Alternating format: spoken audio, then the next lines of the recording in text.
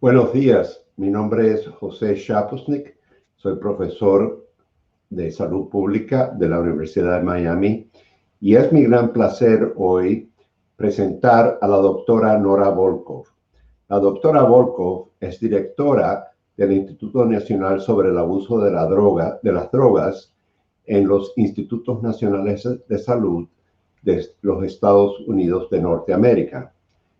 El Instituto Nacional sobre el Abuso de la Droga, que la doctora dirige, con fondos de más de 1.3 billones de dólares anuales, apoya la mayor parte de la investigación mundial sobre los aspectos de salud del consumo de drogas y la adicción. El trabajo de la doctora Volkow ha sido fundamental para demostrar que la adicción a las drogas es una enfermedad del cerebro humano. Como psiquiatra y como científica, la doctora Volkow fue pionera en el uso de imágenes cerebrales para investigar las propiedades tóxicas y adictivas de las drogas de abuso. Sus estudios han documentado cambios en el sistema de dopamina que afectan, entre otros, las funciones de las regiones cerebrales frontales implicadas con la motivación y la autorregulación en la adicción.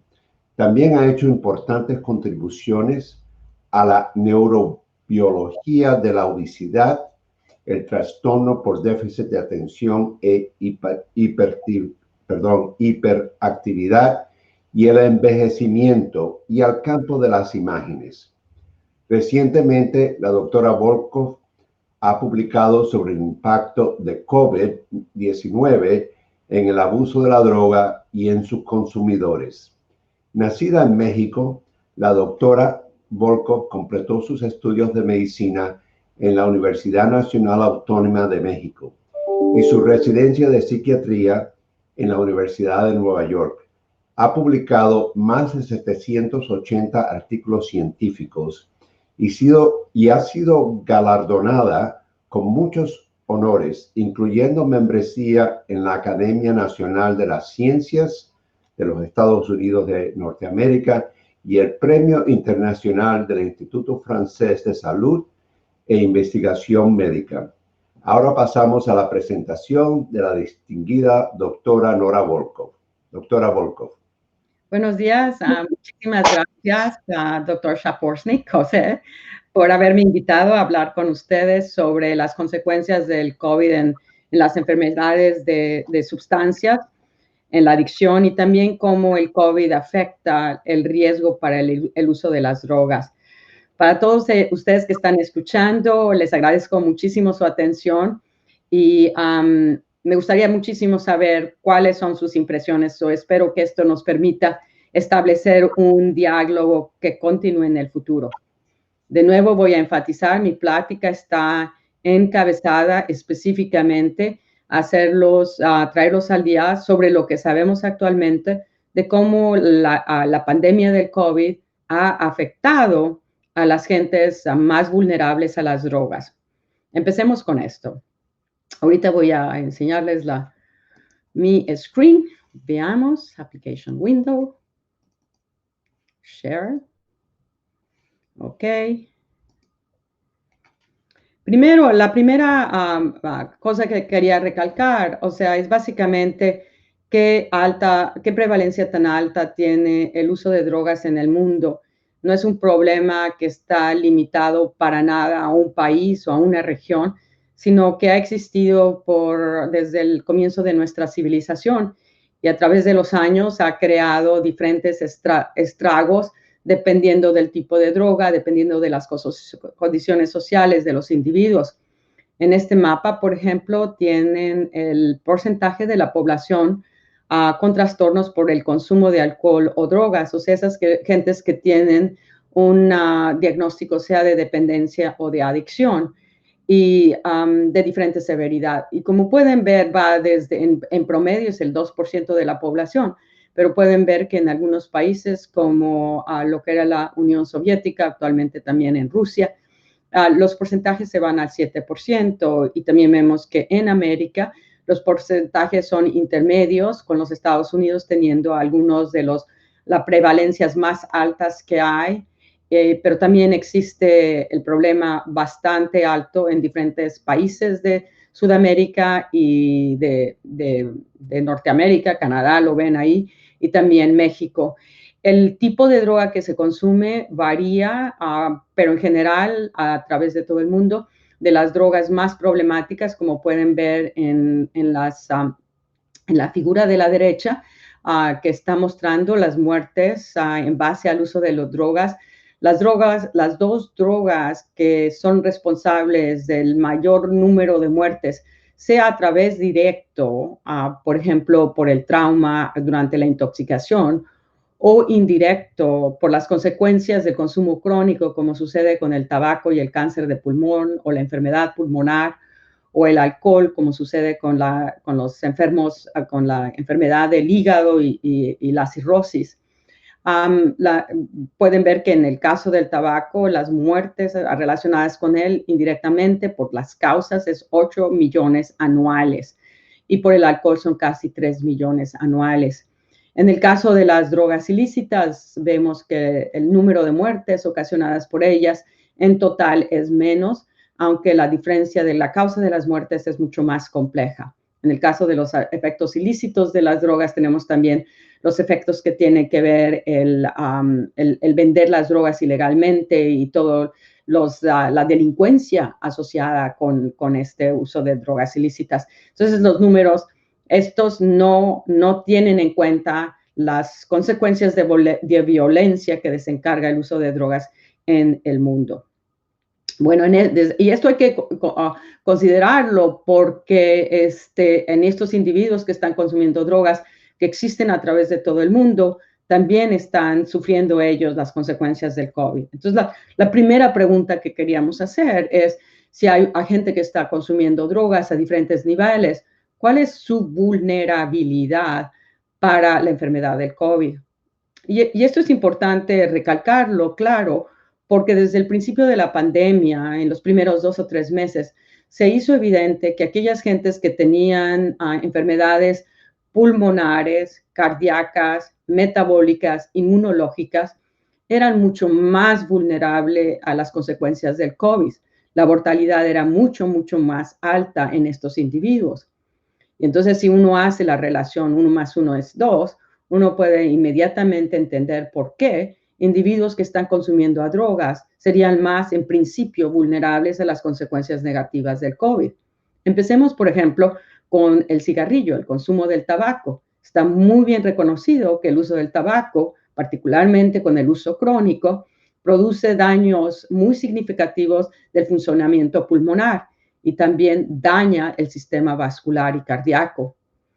A medida que se usan más y más los cigarrillos electrónicos, también ha resultado evidente que, si bien es cierto que quizás para ciertos aspectos tóxicos del consumo de tabaco combustible, los cigarros electrónicos tengan menos daños, al mismo tiempo hemos aprendido que los cigarros electrónicos también producen daño pulmonar, y este daño, dependiendo del tipo de sustancias que se están consumiendo, puede producir mayor o menor daño pulmonar.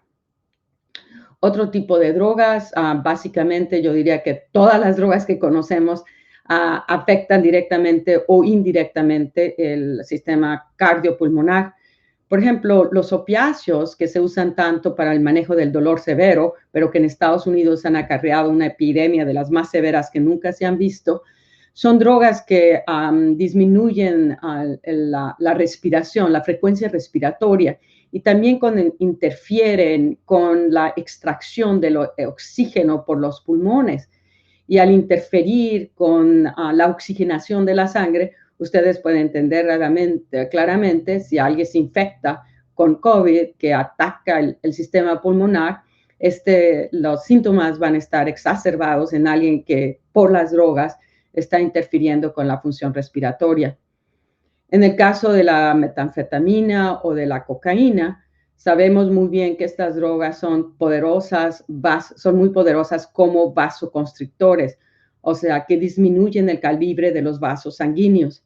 Y al hacer esto, básicamente interfieren con el funcionamiento pulmonar y cardíaco. De hecho, actualmente se sabe que uno de los factores de riesgo para la hipertensión pulmonar es el uso de las metanfetaminas. Y de esta manera es claro que cuanto más crónico y más altas las dosis del consumo de estas drogas, más vulnerables van a ser estos individuos a enfermarse por el COVID, y si se enferman, uno puede entender por qué los riesgos son mucho más altos. Y de hecho lo podemos ver en este artículo que publicamos a finales del año pasado, en el cual a través del análisis de electronic records de pacientes, o sea, electrónicos, pudimos comparar la tasa de infección en individuos que tenían un diagnóstico de adicción desde el punto de vista de cuál era el riesgo a que se infectaran con COVID, comparados con aquellos individuos de las mismas características que no tomaban drogas. Y vemos en la parte izquierda que el riesgo a infectarse en los individuos con una SUD, que quiere decir una historia, o sea, un diagnóstico de dependencia a las drogas, es 8.7 veces mayor que aquellos que no consumen drogas.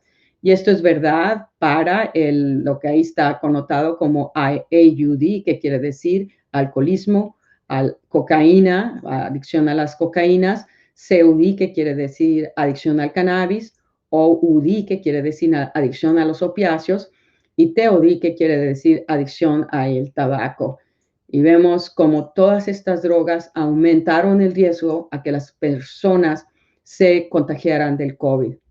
Y después de esto hicimos el análisis y decimos, bueno, ¿qué pasó con las personas que se infectaron? ¿Cuántas de ellas acabaron hospitalizadas? ¿Cuántas de ellas murieron?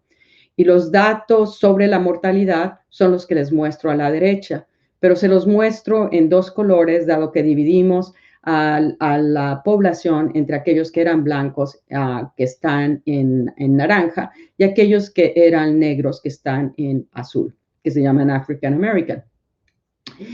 Vemos a la izquierda la mortalidad en que era, y estos datos reflejan hasta mayo. En esa época era aproximadamente en los blancos el 6% de aquellos que se infectaban morían, y aquellos negros, la mortalidad era casi 30%, 25%, digamos, más alta que la de los blancos.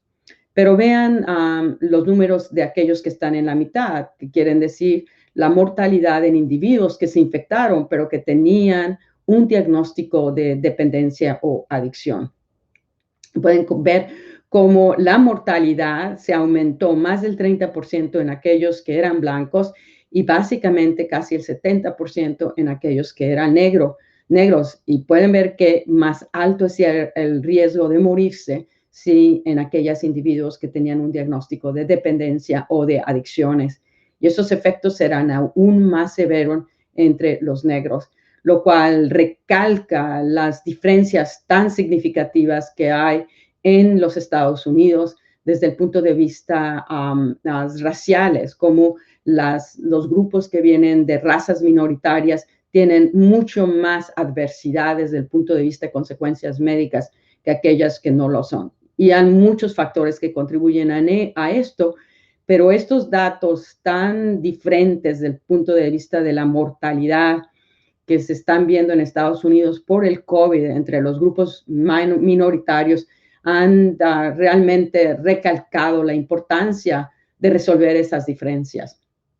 Y los datos de la figura de la derecha, hasta la derecha donde dice COVID and recent SUD, simplemente son el mismo análisis, pero a diferencia de solamente se incluyen aquellos individuos en los cuales el diagnóstico se hizo en los últimos 12 meses, o sea que son casos recientes, sea a través de diagnósticos que se hicieron varios años antes o que se hicieron en el último año.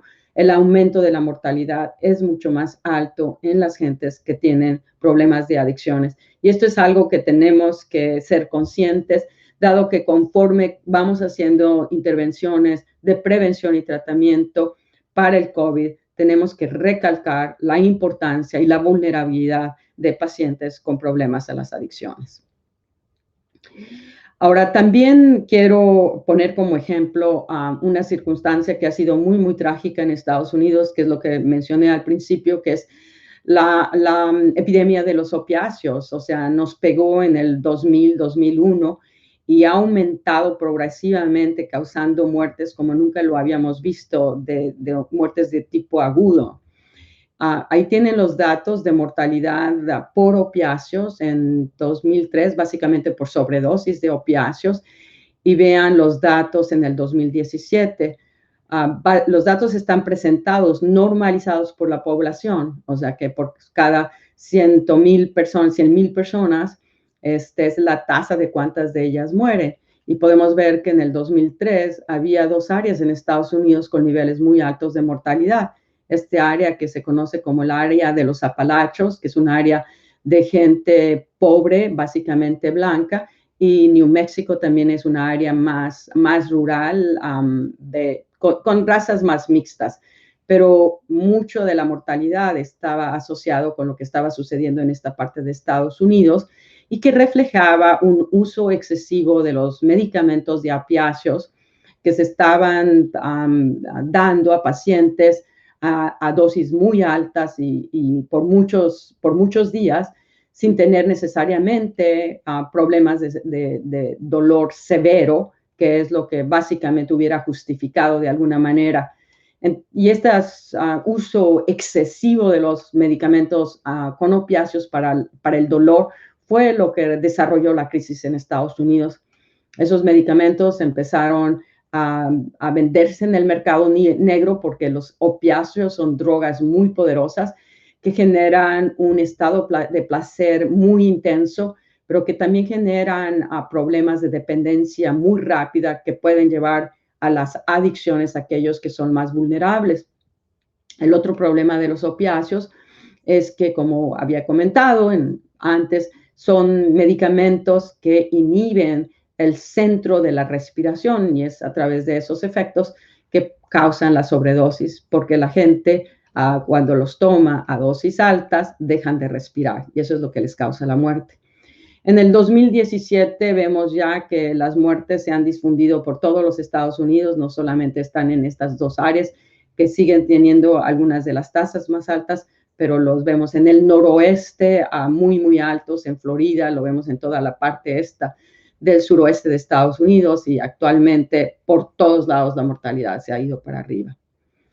La mortalidad por esta epidemia de opiáceos que nació con el uso excesivo de los medicamentos, que es básicamente lo que vemos en este nivel, a través del 2000 empieza a aumentar. En el 2016 es cuando el gobierno y las sociedades médicas se dan cuenta que no se puede seguir con este exceso del uso de los opiáceos, empiezan a controlarse mucho más y eso genera una plató. El problema fue que ya que se tenía todas estas gentes adictas a los opiáceos, dependientes a los opiáceos, y voy a recalcar aquí la diferencia entre dependencia física al opiáceo, lo que se llama la dependencia física, a la adicción. La dependencia física resulta básicamente con el uso repetido de las drogas, en casi todo el mundo le sucede y puede ocurrir relativamente rápido, y esto genera que cuando la droga es interrumpida se desarrollan síntomas muy severos. La severidad depende de qué tan dependiente está un individuo, que pueden generar, por ejemplo, dolores muy intensos abdominales, sudoración, hipertensión, taquicardia, muy severo, pueden generar convulsiones y un estado muy, muy desagradable que hace que la gente busque tomar la droga para salir de ese estado. La dependencia a los opiáceos, la dependencia física a los opiáceos, sin embargo, se cura relativamente rápido y la mejor manera de hacerlo es progresivamente, despacio, disminuir el consumo del opiáceo y eventualmente esos síntomas desaparecen.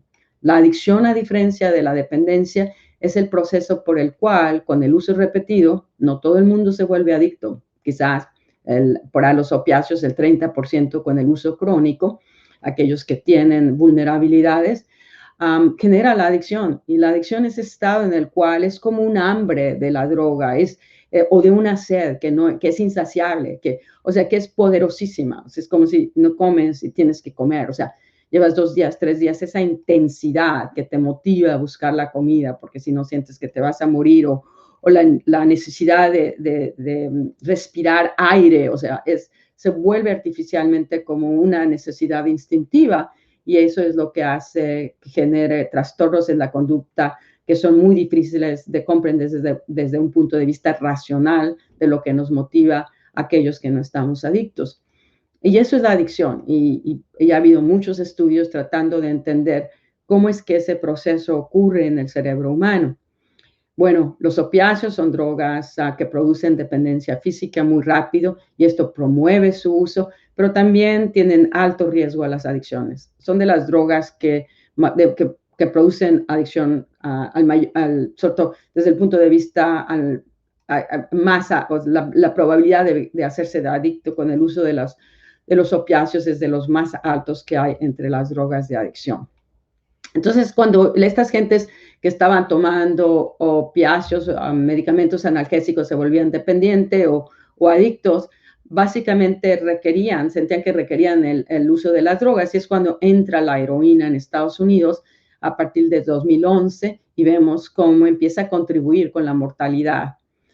Y esto básicamente se genera un plató alrededor del 2015 y el 2016, porque entra en el mercado una droga todavía mucho más poderosa que la heroína y mucho más barata de producir, que le da mucho más ganancias a los que están vendiendo estas drogas. Y ese es el fentanilo, que es un opiáceo sintético, y análogos del fentanilo. El fentanilo no requiere cultivación, como es el caso de la heroína o la morfina. Claramente se produce en laboratorios, es relativamente fácil de sintetizar, y su potencia, que es 50 veces más alta que la de la heroína, implica que si lo traficas a través de las aduanas, es mucho más fácil traerla, dado que el volumen es 50 veces más pequeño. Entonces, mucho de lo que han hecho los traficantes de drogas es básicamente lo puedes mandar por el correo, porque las dosis que se requieren son tan pequeñas. Y el fentanilo es mucho más barato de conseguir. Se empezó en ciertas partes de Estados Unidos, ahora se encuentran por todos los lugares. Y es el fentanilo el que realmente ha aumentado las muertes tan precipitadamente por sobredosis. Y en paralelo estamos viendo que lo hace también aún más problemático el aumento de las muertes por estimulantes. Y estos estimulantes básicamente reflejan la cocaína y la metanfetamina. Nótese cómo esto está sucediendo en los últimos 5 años. Y lo quiero recalcar porque los Estados Unidos pueden servir como una alarma de lo que puede suceder en otros países. Los estimulantes en el cual hemos visto mayor aumento es la metanfetamina. La metanfetamina es otra droga sintética que se produce en los laboratorios. Y quiero enfatizar esto porque las drogas sintéticas son tanto más poderosas y más fáciles de conseguir, que estas drogas están aquí para quedarse con nosotros. Y yo lo que me temo muchísimo es que la diseminación del fentanilo en Estados Unidos va a empezar a aumentar por todo el mundo. Y lo empezamos a ver básicamente. Canadá tiene un problema muy severo de las muertes por fentanilo. Varios países de Europa también lo están reportando, y Australia. El problema del fentanilo en Sudamérica o en México todavía está limitado, muy limitado. Mi entendimiento es que México es básicamente en las zonas fronterizas. Pero como decía antes, al menos en Estados Unidos, es tanto más barato el fentanilo que la heroína, que en muchos lugares, por ejemplo, donde yo vivo, en Washington, en el área de Maryland, en el área de Baltimore, las gentes que están adictas a la heroína no la pueden pagar más, o sea, tienen que usar fentanilo porque es mucho más accesible. Muchas gentes no quieren tomarlo porque le tienen miedo al fentanilo, dado que el riesgo de muerte es tan alto.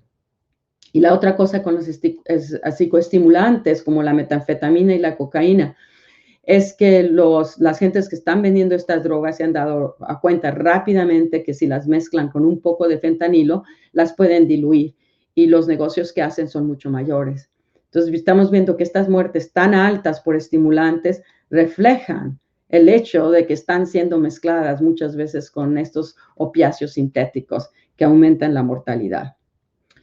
Entonces, en este estado que teníamos, que les acabo de mostrar, el aumento de las muertes por todos estos opiáceos, desgraciadamente, por todos estos estimulantes, en esas estábamos en el 2019, donde las muertes habían continuado de aumentar a pesar de todo lo que hemos estado haciendo en Estados Unidos por disminuir la mortalidad.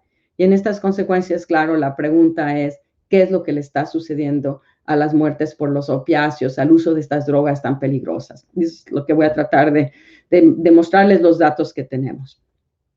Primero, el hecho es que desde el principio, claramente, las gentes que tienen problemas de adicción, más marcado aún quizás para gentes que están consumiendo opiáceos o estimulantes, es el estrés y el aislamiento social en que se encuentran. Y en Estados Unidos hay muchísima criminalización de las gentes que usan drogas.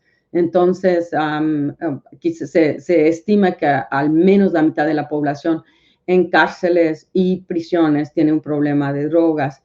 En las drogas, el hacinamiento, como lo pueden ver, esta es una prisión que simplemente tomé del web, no es que la estuviera buscando, pero claramente lo que sale a ver es el hacinamiento, cómo están las gentes unas sobre otras, pero también el racismo que existe en Estados Unidos, que ha llevado a la sobreencarcelamiento de las gentes negras, que de nuevo, recalco, es algo que el COVID ha hecho tanto más patente, que ha realmente despertado la responsabilidad ética y social que tenemos todos para deshacer estas inigualidades que existen en Estados Unidos y en otras partes del mundo.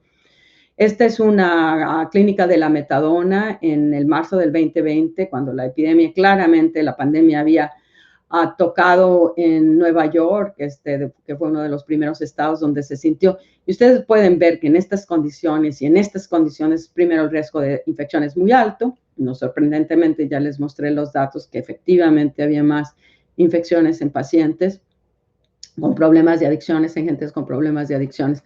Pero en todo esto, los otros factores que contribuyen mucho a las consecuencias negativas, o sea, vimos que tenía efectos negativos del COVID, pero si tú eres una gente que estás tomando drogas, ¿cómo te afectó la pandemia? ¿Desde qué punto de vista? Primero, es altamente estresante. Y sabemos primero por la incertidumbre, por la pérdida del trabajo, por el aislamiento. Y sabemos que el estrés es uno de los factores que aumenta el riesgo del uso de las drogas. Y para aquellas personas que están en tratamiento o en rehabilitación, el estrés es de los factores que los hacen recaer. Entonces eso, claro, pone muchísima vulnerabilidad a las personas que están tratando de controlar el uso de las drogas. Al mismo tiempo, el acceso a los medicamentos para el tratamiento de las adicciones, inclusive, básicamente también incluyendo las adicciones a los opiáceos, se hizo muy difícil. Véanlo en esta forma. Algunas de las clínicas a la metadona tuvieron que cerrar las puertas. Los tratamientos médicos en hospitales y clínicas se cerraron muchos de ellos porque los médicos estaban siendo utilizados, el personal de salud, para el tratamiento de las infecciones con COVID. El aislamiento social, la cierre de la sociedad, llevó a que se cerraran centros de soporte social, centros donde hay acceso a jeringas limpias, por ejemplo, acceso a grupos terapéuticos. Todo eso desapareció básicamente casi en marzo. Y todas estas situaciones claramente hicieron muy difícil las circunstancias de las gentes que estaban con problemas de adicciones. Y otro grupo muy afectado fueron las gentes en prisiones y cárceles, cuando Estados Unidos se dio cuenta que estas condiciones facilitaban las infecciones. Se hizo un cambio donde se liberaron aquellas gentes que tenían a que no habían cometido un crimen violento, se las liberó de las cárceles. Muchas de ellas tenían problemas de adicciones, pero el problema fue que se hizo sin darles el soporte social y médico que requerían, y esto hizo que aumentara la población que se encontraba sin lugar donde dormir, o sea, los que se llaman the homeless, las gentes, no sé cómo se llama eso en español, pero las gentes que no tienen hogar. En estas circunstancias queríamos hacer la pregunta, bueno, ¿qué pasó con el uso de las drogas en Estados Unidos? Donde durante la pandemia, y esto que presento, que son datos en Estados Unidos, es básicamente no es nada único a los Estados Unidos. Podemos predecir que el consumo de las drogas ha aumentado en muchos países y esto se está empezando a reportar. Pero tengo los datos en Estados Unidos. Esos son datos que tiene un laboratorio que hace pruebas de orina, hace a través de gentes que están en tratamiento médico o por alguna otra razón donde se quiere evaluar si las gentes han consumido drogas. Este es cuando se cierra en Estados Unidos, se llama el estado de emergencia nacional, el 13 de marzo.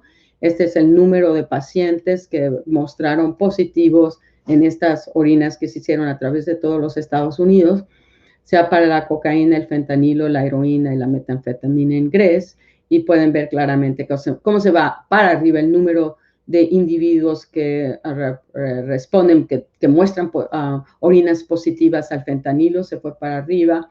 Con el COVID, y esto es hasta mayo, el 32%, para la metanfetamina el 20%. Vemos el aumento particularmente alto en estas dos drogas.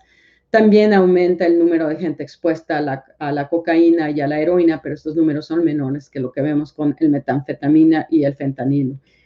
Y esto es básicamente lo que se han mostrado otros hallazgos. Estos hallazgos, eso es de nuevo este laboratorio Millennium Health, pero ahora los tenemos hasta enero del 21, tomando básicamente todo el último año que hemos estado peleando contra la pandemia.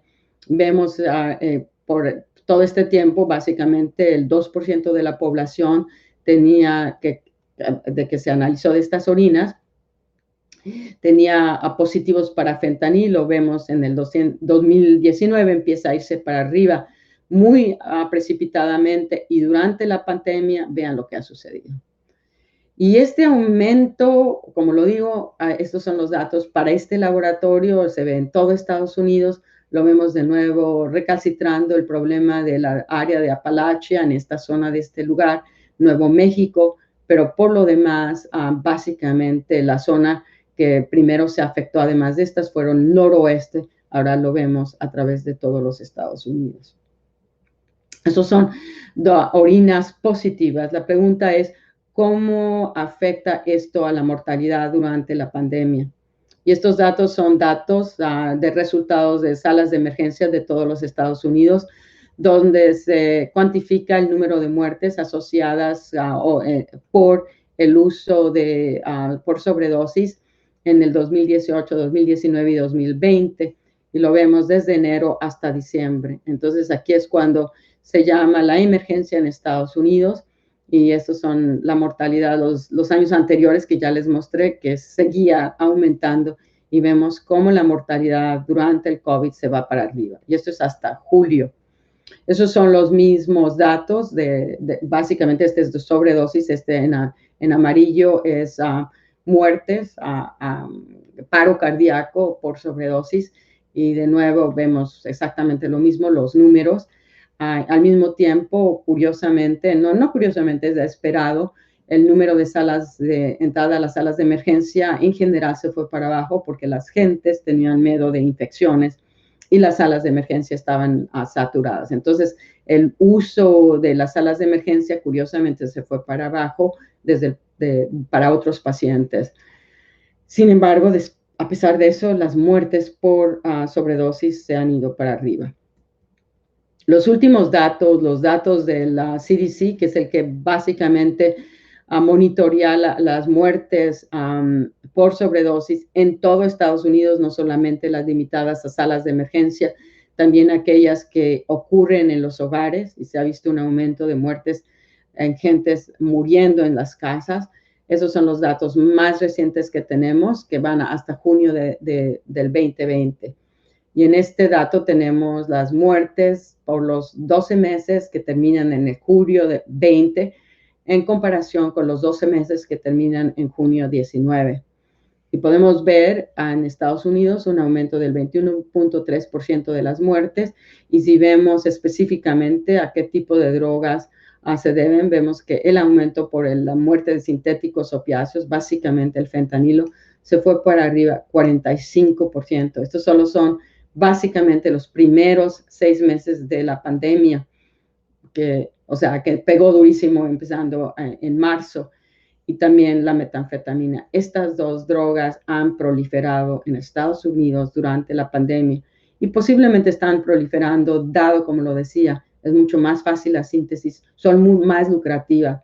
Se ha estimado que entre el 50 y 100 veces más lucrativa la venta del fentanilo que la venta de la heroína. Entonces por eso digo, desgraciadamente estas drogas están aquí para quedarse y expandirse.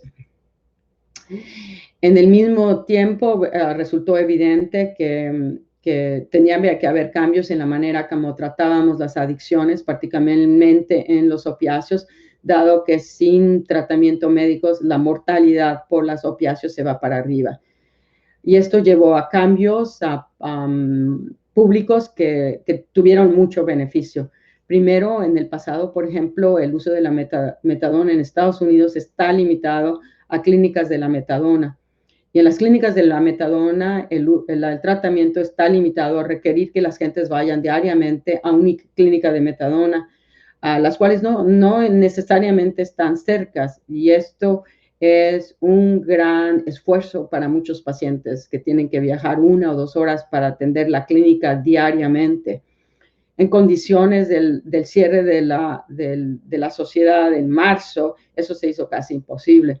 Entonces, lo que se hizo un cambio, se permitió en las clínicas de metadona darles medicamentos a los pacientes por 28 días, lo cual lo facilitó enormemente. Y en casos en los que había cuarentena, llevar el medicamento a las casas de las personas.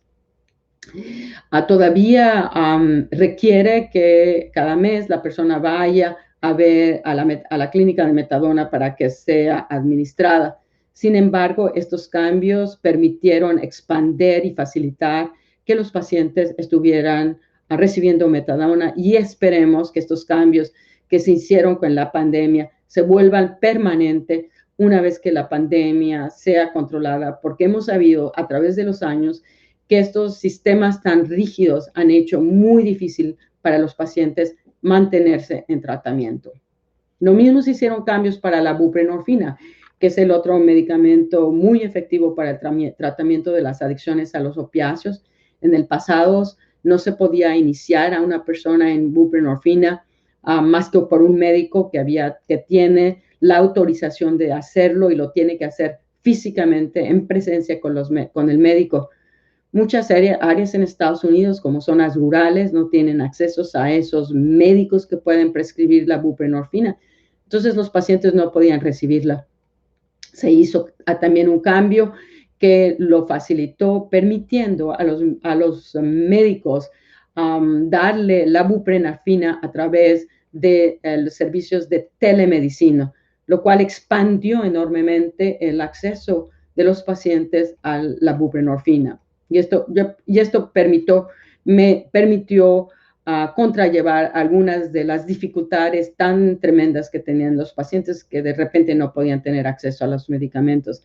También esperemos que estos cambios en la buprenorfina permanezcan una vez que la pandemia se haya resuelto, porque antes de la pandemia teníamos muchos problemas todavía en poder darle los medicamentos que son tan necesarios para proteger a las personas adictas a los opiáceos de la recaída, e importantemente para protegerlos de la muerte por sobredosis. Al mismo tiempo, y esto ha tenido beneficio no solo para el tratamiento de los opiáceos, pero sino para el tratamiento de todas las adicciones y para el tratamiento de la comorbilidad que es tan frecuente en las adicciones. La mayor parte de los pacientes que tienen problemas de adicciones, particularmente adicciones severas, tienen problemas de depresión, de ansiedad o de otros trastornos psiquiátricos que los hacen tan vulnerables al uso de las drogas. Y si no se tratan estos problemas psiquiátricos, la probabilidad del uso de las drogas, de la recaída al uso de drogas es muy alto. Y como hemos vivido todos en todos los países del mundo, la telemedicina se ha expandido enormemente y le ha dado posibilidades a gentes que en el pasado no podían tener acceso a médicos. Esto ha ocurrido para el tratamiento de las sustancias, ha permitido que se hagan tratamientos de grupo virtuales, ha permitido que se haga monitoreo de las gentes que necesitan ayuda para reencontrarse en la actividad social, ha permitido el tratamiento con medicamentos en las cárceles y prisiones que en el pasado no aceptaban la telemedicina, y ha expandido de esta manera el acceso a tratamientos de la adicción y de la comorbilidad. Y de nuevo, esperemos que estos cambios hagan mucho más accesible el tratamiento médico también una vez que la pandemia se haya controlado. Tenemos, hablando desde el punto de vista de tratamientos, tenemos también que empezar a ver las consecuencias de la pandemia en el uso de las drogas y cuáles son las consecuencias de cómo intervenir con prevención.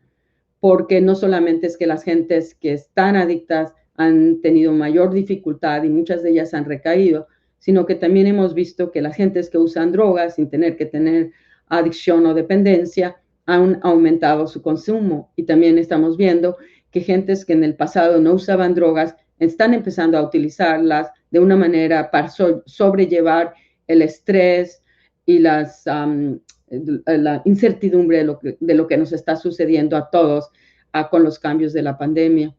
Y quiero presentar datos básicamente de las drogas más frecuentes. Este es el cannabis. En Estados Unidos ha habido muchísimos cambios, como en muchas partes del mundo, de la legalización, y el uso del cannabis se ha ido para arriba, particularmente a gentes que ya lo consumían, pero ahora consumen más. Y evidentemente una de las razones que se muestran por el aumento del consumo del cannabis es el estrés y la depresión. Estos son datos de las ventas nacionales en Estados Unidos del 6/1/20 al 6/12/20, comparado con el 2019 del consumo, del cambio de la compra del cannabis. Y se pueden ver cómo se va para arriba y esto es hasta junio, o sea, básicamente se fue para arriba en promedio un 30% la venta del cannabis en los Estados Unidos. De nuevo, es decir, lo que estamos viendo en aumento de consumo de drogas. La siguiente diapositiva nos muestra para el alcohol, también esto se ha recalcado en otros países. Aquí tengo datos de Canadá, en donde se ha aumentado también en Estados Unidos, un aumento en general del 14% con respecto al 2019 del consumo del alcohol. Ciertos grupos están más influidos que otros, más vulnerables. En particular, los mayores aumentos han sido en adultos 30 a 60 años, el 19%, y también ha aumentado no solo el uso ocasional del alcohol, pero también el consumo excesivo, y esto ha aumentado al 41%, viendo de nuevo que aquellos individuos que ya tenían un uso más problemático son los más afectados. Estos son los datos también del aumento de las ventas a bebidas alcohólicas en línea durante el COVID-19. Se ha aumentado 480%. Claro, muchas de nuestras compras ahora son por línea, pero lo que cabe notar es que el aumento en línea también a pesar de este aumento tan grande en línea, también ha habido un aumento de las compras en tiendas, o sea que no solo es porque no se compran en tiendas, sino que en general ha habido un aumento de este consumo. Como para el caso de la marihuana, lo que aparentemente está llevando al aumento del consumo del alcohol es mayor estrés y ansiedad. Aquellos individuos que son más afectados negativamente por la pandemia desde el punto de vista psicológico son aquellas que han consumido más. Y como digo, la última es sobre una encuesta australiana que reportó que el 20% de las personas reportaron beber más durante la pandemia y que, o sea, básicamente llevado por el estrés, la ansiedad, el aburrimiento, la preocupación que a todos nos engendra el COVID-19. Y en hablando desde el punto de vista de prevención y los factores que tenemos que anticiparnos, porque no solamente podemos tener una reactividad, sino que tenemos que ser proactivos y aprender de lo que la historia nos ha mostrado en el pasado. Yo creo que podemos aprender mucho de lo que sucedió en la pandemia del flu que mató tanta gente en el 1918 y 1919. Y uno de los hallazgos que se ha documentado por esta pandemia de la influencia es que el virus tuvo consecuencias negativas que reflejaban que afectaba el cerebro humano. Se vio un aumento de los casos de Parkinson disease en adultos que se infectaron, pero en los niños cuyas madres fueron infectadas en la influencia, se vio un aumento de la prevalencia de procesos psicóticos crónicos. Y gente ha estado estudiando cuáles son los factores que llevaron al aumento de la ocurrencia de estos trastornos psicóticos en estos niños cuando se volvieron adolescentes. Y no fue básicamente que el virus penetrara al feto cuando la madre estaba encinta, sino que fueron los procesos inflamatorios durante la infección que aumentaron el riesgo de procesos psicóticos. Y lo llevo porque estamos viendo actualmente un virus que tiene cierta asemejanza al de la influencia, donde hasta ahorita lo que sabemos es que la placenta puede proteger bastante de la transmisión vertical de la madre al feto. Hay muy pocos casos donde se ha documentado esta transmisión. Existen algunos, pero son muy pocos. Sin embargo, lo que sí es claro es que se ha documentado que los factores de riesgo que están afectando el cerebro del adulto infectado, como evidentemente en algunos casos de estos niños cuyas madres se infectaran durante el embarazo, son los efectos negativos en la inflamación del virus y también los efectos en el sistema vascular que afectan el sistema también cerebrovascular y a través de ellos afectan negativamente el cerebro. Y aquí tenemos unos datos muy preliminares donde se hace una evaluación de la mielinización del cerebro de infantes que tienen 3 meses de edad, donde se les compara con infantes de 3 meses de edad antes de que fueron estudiados antes de que surgiera la pandemia, y podemos ver que la mielinización está muy retrasada en estos niños cuyas madres se infectaron durante la pandemia cuando estaban embarazadas. Estos son datos preliminares, pero sin embargo recalcan la importancia de evaluar las consecuencias de la pandemia al desarrollo de los niños desde el punto de vista fisiológico del virus también, pero también desde el punto de vista social, las consecuencias de los cambios sociales dados por la pandemia en el cerebro humano. Y esto lo tenemos que ver tanto en infantes, niños, como en adolescentes. Ha habido cambios muy drásticos, como lo vemos aquí, de interacciones sociales muy intensas durante la adolescencia que influyen en el cerebro humano y que influyen en los riesgos de tomar drogas o no, pero también que dan protección desde el punto de vista de soporte social, que lo requerimos tanto a todos los niveles de nuestras vidas. ¿Cuáles son las consecuencias? Actualmente estamos haciendo estudios prospectivos en 12,000 niños que tienen 9, 10 años, que están entrando a la adolescencia para ver cómo están afectados por estos factores. Y en principal, 2 factores son muy importantes que tenemos en pendiente desde el punto de vista cómo la pandemia puede afectar y aumentar los riesgos. Uno de ellos es la pobreza, dado que se sabe por estudios epidemiológicos que la pobreza aumenta los riesgos para el uso de drogas y las adicciones en todos los países. Y esto tiene que ver con el estrés social asociados con venir tener pocos recursos económicos. Y sabemos, estos son los mapas de pobreza en los Estados Unidos. Llama la atención, therefore, que donde vemos la mayor mortalidad son áreas donde tenemos niveles de pobreza más altos en Estados Unidos, o sea, es donde pegó más fuerte la epidemia de las mortalidades sobre los opiáceos. Pero estamos viendo también a la realidad actual que con el COVID la pobreza se ha aumentado en Estados Unidos como se ha aumentado en todo el mundo.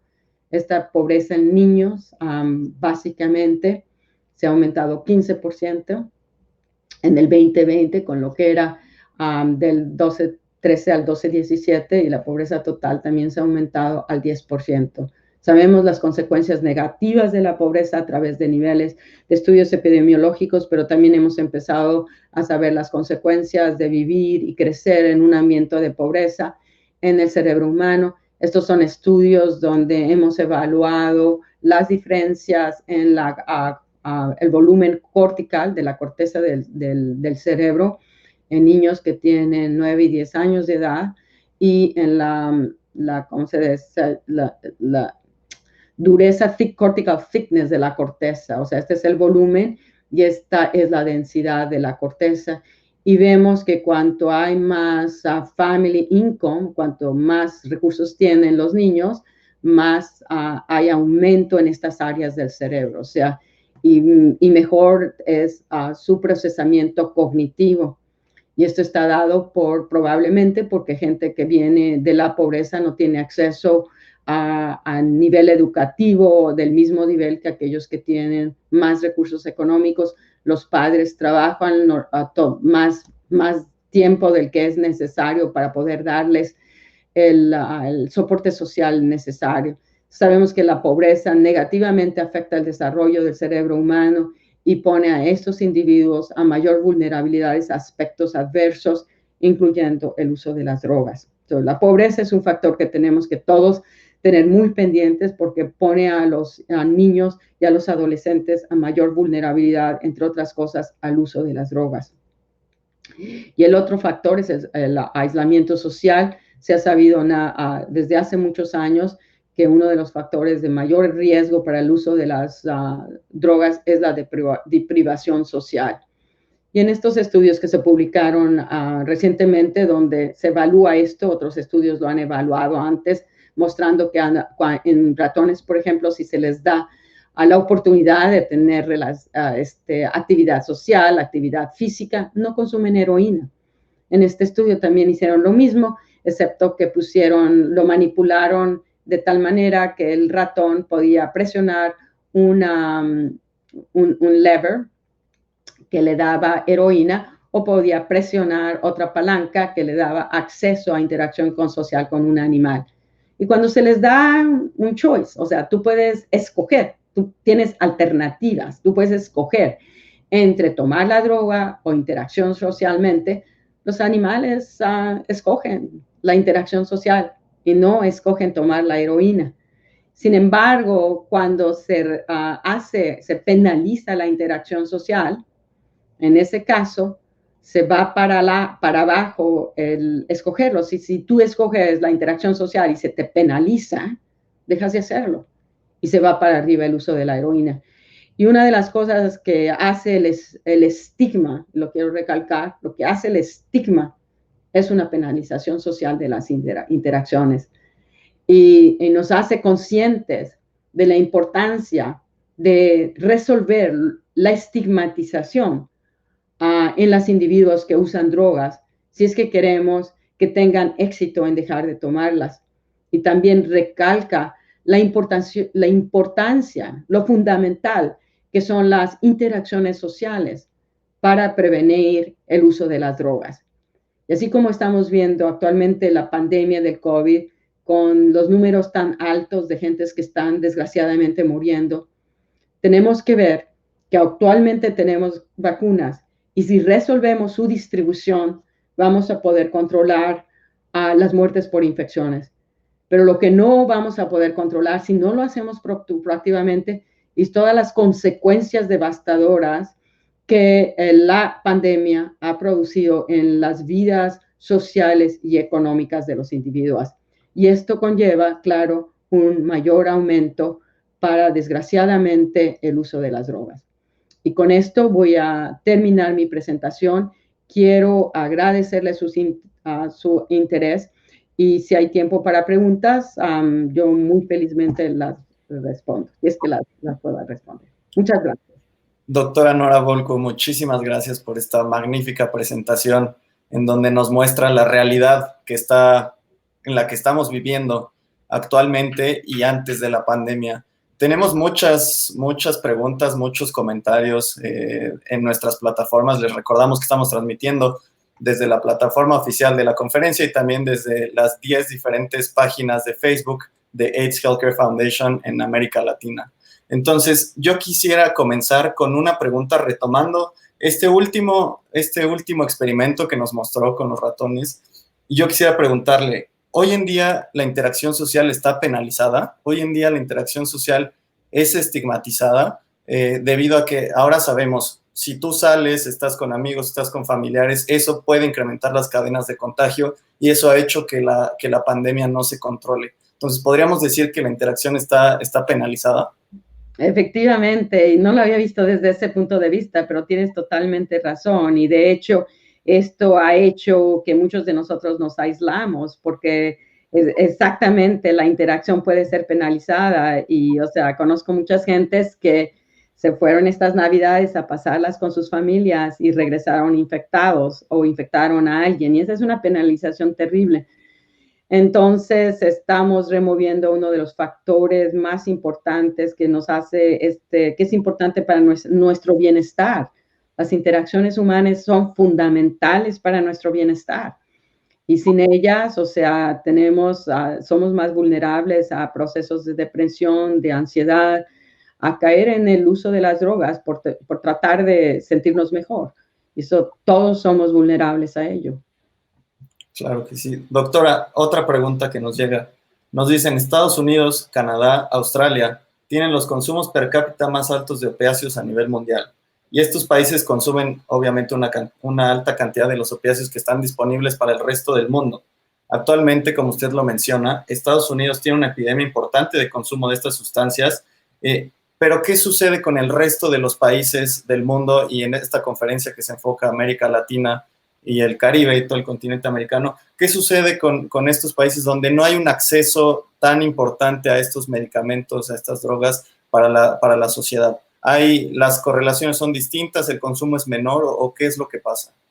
Totalmente, el consumo, uno de los factores que ha protegido muchísimo a muchos de los países, pero al mismo tiempo viene a un costo porque los medicamentos opiáceos, cuando son utilizados adecuadamente, son indispensables. Y de hecho, yo estudié medicina en la UNAM y básicamente hice mi servicio social en zonas rurales en México y me tocó ver casos de gente que se había quemado y no teníamos acceso a los opiáceos, o sea, el dolor era tan intenso. Entonces, el dolor puede matar si no se trata adecuadamente.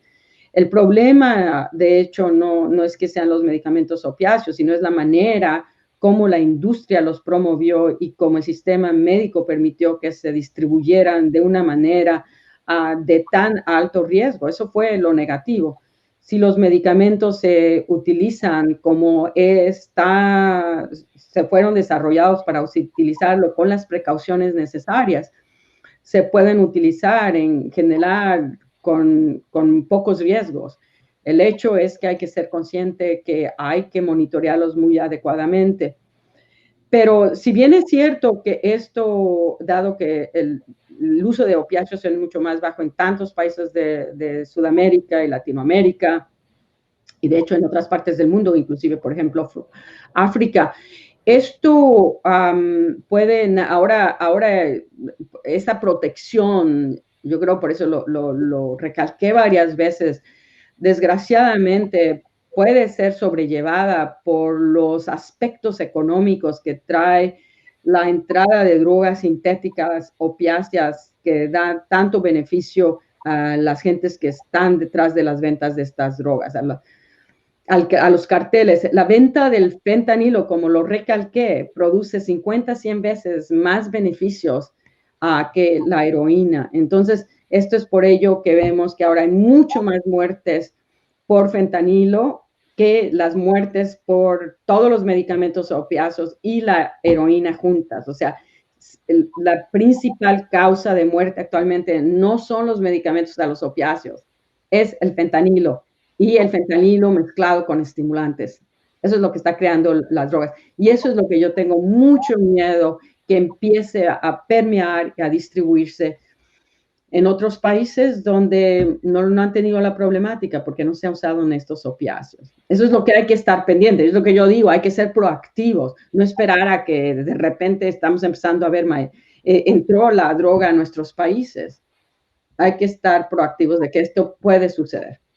Es un poco la analogía de lo que ha pasado con la COVID-19, ¿no? Muchos países esperaron a que llegara para empezar a actuar y por ende se descontroló. Entonces, creo que debe de haber un enfoque preventivo muy importante por parte de los tomadores de decisiones en todos los países. Ahora, tenemos una pregunta que nos llega a través de la plataforma oficial de la conferencia. Esta va de la mano con el inicio de su presentación y nos preguntan que si la diferencia en mortalidad en grupos sociales se debería comparar con condiciones prepandemia, porque presentaba gráficas de qué está pasando durante este último año. Entonces, ¿deberíamos de compararlo o debido a la dinámica social que hemos tenido, son mundos completamente distintos? Idealmente, teóricamente, claro que lo deberías comparar con la situación socioeconómica equivalente del 2020, pero esa situación del 2020 no existe en el 2019. Entonces tienes que verlo como un proceso dinámico y encontrarlo como también un proceso complejo. O sea, lo que está generando la mortalidad es la confluencia, sí, del COVID, pero también es la confluencia de las consecuencias de la caída económica, que hace que sea más difícil, por ejemplo, para algunas gentes, el acceso a tratamiento médico de condiciones que en el pasado sí las tenían en el 2019. Entonces, la mortalidad no es que solo se haya ido para arriba por el COVID en sí mismo. Y claro, vemos la mortalidad que se ha ido para arriba desde el punto de vista de los opiáceos, pero también se ha visto aumento en mortalidad, por ejemplo, por problemas cardiovasculares que no han sido tratados adecuadamente durante el 2020. Exactamente, doctora. Tenemos otra pregunta de la plataforma. Nos dicen, muy interesante la encuesta sobre el consumo de cannabis durante la pandemia. ¿Han investigado si las personas que consumen piensan que el cannabis les ha ayudado a manejar los síntomas producidos por el confinamiento? Es lo que ellos dicen, o sea, cuando hacen estos estudios de cuál es la razón por la que estás usando alcohol, lo mismo el alcohol para la marihuana, básicamente mucho tiene que ver para adaptar a la situación de estrés y de aburrimiento que muchas gentes expresan durante la pandemia. Y de nuevo, la pérdida del refuerzo social, o sea, no puedes estar con tus amigos, no puedes, con tus familiares, o sea, no puedes ir al cine, no puedes hacer muchas cosas que muchas gentes hacían para divertirse, para relajarse. Entonces, ese componente es uno de los factores que las gentes usan, o sea, justifican, ponen como una explicación para el uso, por el aumento de las drogas, tanto del cannabis como del alcohol. Doctora, y ahora que habla usted, contestó esta pregunta y veíamos el experimento que nos presentaba sobre los ratones, ¿cuál es el mecanismo de recompensa neurológico en términos fáciles de entender para la gente que no es médico o está relacionado con las neurociencias, para que los humanos busquemos esta interacción con los otros humanos, independientemente de en estos días poner en riesgo nuestras vidas, ¿no? O sea, yo sé que no debo salir, pero extraño salir y extraño ir a una fiesta y poderme tomar una cerveza con mis amigos, ¿no? ¿Cuál es este mecanismo que en medicina decimos a veces fight or flight, ¿no? Entonces, ¿cuál es este mecanismo que nos hace decir, no importa que me pueda contagiar, voy a salir?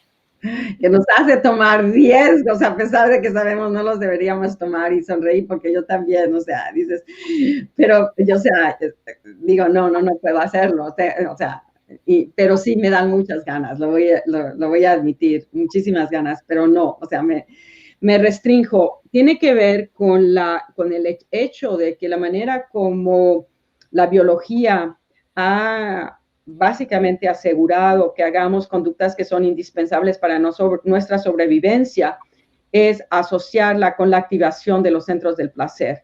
Entonces tenemos en nuestro cerebro centros que cuando se activan nos generan un estado de placer, de bienestar. Y también tenemos centros que cuando se activan nos hacen sentir terrible, deprimidos, aislados, sin motivación. Hay un centro que te hace en el cerebro sentir terrible, pero también hay centros que cuando se activan te hacen un gran sentimiento de placer. Y ese modelo tan sencillo hace que aprendamos a motivarnos para hacer conductas que sabemos que si las hacemos nos hace ese sentimiento de bienestar. Y estos son los centros del placer del cerebro, muchos de ellos modulados por el neurotransmisor dopamina, pero otros neurotransmisores como opiáceos endógenos, como endocannabinoides endógenos, estimulan estos centros del placer. Y es por eso que las drogas son tan potentes, porque las drogas artificialmente los están activando. O sea, los activamos a través de nuestro sistema endógeno opiáceo, nuestro sistema endógeno de cannabinoides, que es básicamente lo que activan la marihuana y el cannabis, pero lo haces con una droga básicamente artificialmente, y lo haces a niveles que son no fisiológicos, y esto es lo que genera los cambios que resultan que cuando bien estás intoxicado te sientes great, pero cuando la droga te deja tu cerebro, te sientes peor que antes que lo iniciaste. Y pues si lo tomas ocasionalmente, básicamente te reajustas, pero con más lo empiezas a tomar crónicamente, el retorno a la normalidad lleva mucho más tiempo, y ese periodo en el cual te sientes peor de cuando iniciaste se prolonga y se prolonga cada vez más conforme más lo usas crónicamente, por lo cual dependes más y más. Pero son centros de placer básicamente desarrollados a través de la evolución, básicamente muchísimas especies muy, muy elementales, para promover ciertas conductas, y los centros de la aversión para evitar que se hagan, para protegerte. No vas a tocar de nuevo el lugar que te quemaste. No vas a ir a un lugar donde básicamente, por ejemplo, se te discrimina. Esa es una respuesta muy adversa que activa esos centros. En cambio, vas a ir con tus amigos porque pues, te hacen sentir muy bien, ese sentimiento de bienestar. Totalmente de acuerdo. Al final de su presentación tocó una diapositiva con respecto a los niños. Se habla de que los niños, ahora los pandemials, ¿no? Términos que les han puesto. Pues las escuelas de educación básica, ahora todas son a través de, como nosotros estamos ahora virtualmente, ¿no? Esta pérdida de interacción social y el desarrollo psicoemocional que están teniendo estos niños es muy diferente a las generaciones previas. Esto puede tener consecuencias adversas en el largo plazo porque son cosas que no se van a ver hasta dentro de tal vez 10, 15 años. Entonces, ¿qué se espera para estas nuevas generaciones que están creciendo con tanta virtualidad? O sea, es un nuevo mundo y por esto, o sea, lo estamos priorizando desde el punto de la investigación, de monitorear cómo el desarrollo del cerebro humano está afectado por la pérdida de la interacción social en persona, a diferencia de lo que suceda con las interacciones virtuales, cómo afecta el desarrollo del cerebro humano. El cerebro humano es tremendamente plástico, particularmente durante la niñez y la adolescencia, y eso le permite optimizar su construcción a las realidades que estás viviendo. Entonces se va a optimizar a la realidad que estos niños y adolescentes están viviendo, que es una realidad virtual. La circunstancia es, o sea, el cerebro se va a optimizar para ello, pero puede tener efectos negativos, consecuencias negativas, o básicamente nuestro cerebro es tan plástico que se va a adaptar de alguna manera productiva. Y yo pienso que sí, o sea, la flexibilidad de nuestro cerebro es extraordinario, pero sin embargo, para mí lo que tengo pendiente es aquellos niños o adolescentes que son más vulnerables, aquellos en los cuales ha habido otros insultos, por ejemplo, la deprivación emocional o la deprivación o el abuso físico. En ellos que ya tienen un efecto negativo la capacidad de adaptarse va a estar mucho más afectada negativamente. Y es en ellos donde yo creo que va a haber mayor vulnerabilidad. Y estamos empezando a ver que efectivamente en aquellos niños que vienen de situaciones adversas, los efectos negativos, por ejemplo, del plomo que afecta el desarrollo del cerebro humano, ocurren en aquellos que tenían antecedentes negativos, o sea, sociales, pero no en aquellos que tenían protección social. O sea que aun cuando los dos fueron sometidos a este insulto tóxico del cerebro, unos pudieron bofetearlo y otros no. Y eso es lo que yo creo que tenemos que tener muy pendiente, o sea, cómo proteger de estos cambios que otros niños van a poder adaptar y usar para optimizar su funcionamiento, en otros puede resultar un efecto negativo. Gracias, doctora. Tenemos un par de preguntas más, porque nos estamos quedando sin tiempo, 3 minutitos, que me gustaría abordar con usted para terminar. Se habla de que la voluntad política es uno de los principales determinantes sociales de la salud. ¿Qué se puede recomendar para que en el futuro los países se preparen para optimizar los servicios a los trastornos por consumo de drogas durante las próximas pandemias y durante los próximos años? Desde el punto de vista, y estoy de acuerdo, una intervención de policy, de leyes, o sea, puede hacer mucho más beneficio que ninguna otra cosa, porque previenes la enfermedad, provees los recursos para dar el tratamiento. Es claro que básicamente el problema de las adicciones y la enfermedad de las adicciones es una enfermedad y se debe tratar desde el punto de vista médico. También es claro que es una enfermedad que se puede prevenir y que factores de intervención a nivel familiar y escolar son de los factores más importantes en la prevención. Desde el punto de vista político, lo que se requiere es que en el sistema médico se estructure para poder dar los servicios necesarios para la intervención primaria desde el punto de vista en el inicio de las adicciones para prevenirlas a ser más severas y aquellos que ya tienen un problema severo, el tratamiento. Pero también el movimiento político debe ser llevado a dar los recursos para hacer prevención que permita a los padres darle el soporte que les va a prevenir el uso de las drogas cuando crezcan y también, extraordinariamente importante, darle a los niños una educación que les permita sobrellevar y poder, o sea, resolver los problemas socioeconómicos a través de una educación.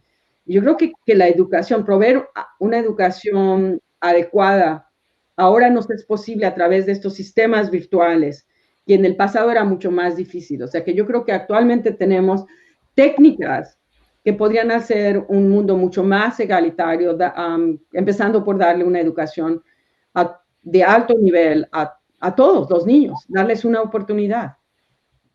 Muchas gracias por esas sabias recomendaciones que vienen de una gran investigadora y una gran médica que está dirigiendo uno de los institutos nacionales de Estados Unidos. La última pregunta, doctora. Usted habló a lo largo de la presentación de la importancia de la reducción del estigma que rodea a los temas de las adicciones. ¿Cuál es su recomendación para jóvenes investigadores en México y en toda la región de las Américas y en general en el mundo para lograr esta reducción? Una de los, yo creo que muchos de los factores de la disminución del estigma es entender la problemática que estás estudiando, pero no es suficiente, tienes que también dar soluciones. Recordemos todo el estigma que había contra el SIDA y mucho de ello básicamente empezó a disminuir el estigma conforme se empezó a entender la enfermedad del SIDA, pero importantísimo conforme se desarrolló un tratamiento. Las gentes estigmatizan mucho lo que no entienden. Entonces, para mí, una de las cosas más importantes que podía disminuir el estigma contra las personas adictas, y si pudiéramos encontrar más tratamientos y ejemplos donde se puede ver que individuos que estaban adictos a las drogas lograron totalmente recuperarse y contribuir a la sociedad en la que viven de una manera productiva. O sea, ejemplos como esos son aquellos que van a poder cambiar la estigmatización que tenemos a los problemas de las drogadicciones, entenderlos por qué las gentes hacen las conductas que hacen, e importantemente entender que también esto se puede tratar y que puede haber una recuperación completa del individuo. Doctora, pues nos quedamos con este mensaje, ¿no? La educación es importante, que la gente entienda la situación que nos rodea y que comprenda lo que está viviendo, ¿no? Para que de esta forma sean capaces de discernir entre lo bueno, lo malo, lo que me hace bien, lo que me hace mal. Nos quedamos aquí, doctora Nora, un gran placer a nombre del comité organizador de la conferencia, a título personal, un honor haber podido guiar esta sesión de preguntas y respuestas con usted. Muchísimas gracias por su participación en esta conferencia. No sé si quisiera terminar con un mensaje breve para la gente que nos está escuchando y cerrar este panel. Muchísimas gracias, también fue un placer participar en este panel y me hubiera gustado muchísimo hacerlo en persona, pero de alguna manera esto nos permite comunicarnos de una manera mucho más amplia y pues yo sí agradezco muchísimo a todos su atención y su interés en las drogas y en las adicciones. Cuanto más haya de nosotros, cuanto más hablemos, cuanto más eduquemos a otros, menos va a haber el estigma de las adicciones y más podemos proteger a aquellos que son vulnerables de sus consecuencias negativas. Muchísimas gracias. Gracias, doctora. Gracias por ser mexicana y por poner en alto el nombre de México en el mundo entero. Gracias, doctora. Que tenga un extraordinario día. Que esté muy bien. Muchísimas gracias. Y hasta la próxima. Hasta la próxima, doctora. Gracias.